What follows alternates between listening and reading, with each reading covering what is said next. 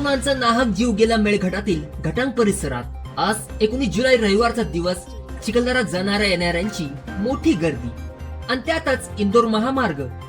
यश कोठोळे, मंथन वानखडे असे मृतक युवकांचे नाव पुढे येत आहे। भीषण असा हा अपघात ज्यात ओळख पटविणे सुद्धा अशक्य झाले होते, कारण दोन्ही युवकांचे चेहरे अतिशय विद्रूप झाले होते। प्राप्त माहितीनुसार पिकअप वाहनाचा चालत्या गाडीत टायर पंक्चर झाला आणि घटांगच्या दिशेने जाणाऱ्या दोन युवकांना जबर धडक दिली।